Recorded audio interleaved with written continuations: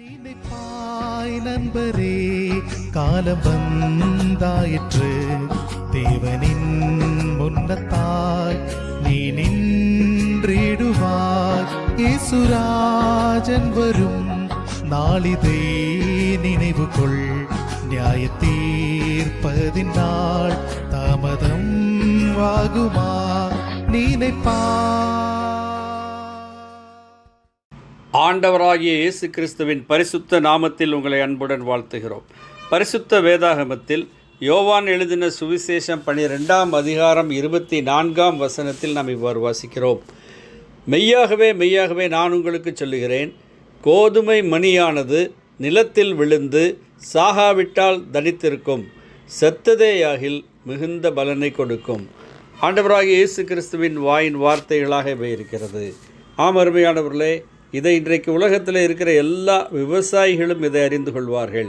ஒரு கோதுமை மணி, விதைக்கென்று வைக்கப்பட்டிருக்கிற கோதுமை மணிகள் சேர்த்து வைக்கப்பட்டிருக்கும் போது அது அப்படியே இருக்கும். ஆனால் அது நிலத்தில் விழுந்து அது சாகாவிட்டால் தனித்திருக்கும் என்று சொல்லுகிறார். அது நிலத்தில் விழுந்து நிலத்திலே புதைக்கப்பட்டு தண்ணீர் ஊற்றப்படும் பொழுது அது முளைத்து எழுகிறதை பார்க்கிறோம். அருமையானவர்களே, இதை ஆண்டவராகிய இயேசு கிறிஸ்து உதாரணமாய் கூறுகிறார்.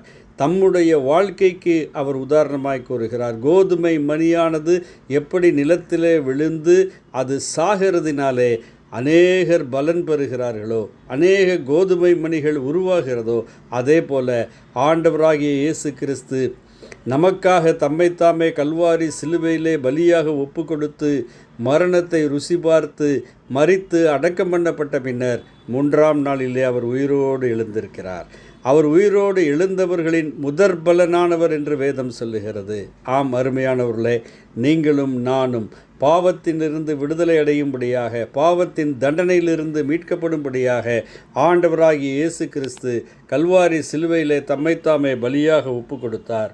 அப்போஸ்தலனாகிய பவுல் கொரிந்தியருக்கு எழுதின 2ஆம் நிருபத்திலே 5ஆம் அதிகாரம் 21ஆம் வசனத்தில் இவ்வாறு சொல்லுகிறார், நாம் அவருக்குள் தேவனுடைய நீதியாகும்படிக்கு பாவம் அறியாத அவரை நமக்காக பாவமாக்கினார். அருமையானவர்களே, பாவம் செய்யாதவர், பாவம் அறியாதவர் நம்முடைய பாவங்களுக்காக தண்டிக்கப்பட்டார்.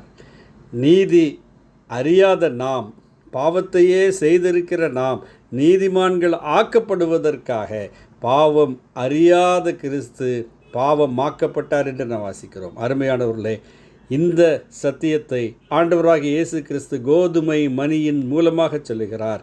ஆண்டவராகிய இயேசு கிறிஸ்து என்னும் கோதுமை மணி நிலத்திலே விழுந்து மரித்து அடக்கம் பண்ணப்பட்டு உயிரோடு எழுந்தது. இன்றைக்கு அவரை விசுவாசிக்கிற எல்லாரும் பாவ மன்னிப்பை பெற்றுக்கொண்டு அவரை போல தங்களுடைய உலக வாழ்க்கை முடிந்த பிறகு மறுபடியும் உயிரோடு எழுப்பப்பட்டு தேவனோடு கூட நித்தியம் வாழும்படியான பாக்கியத்தை பெற்றுக்கொள்வார்கள்.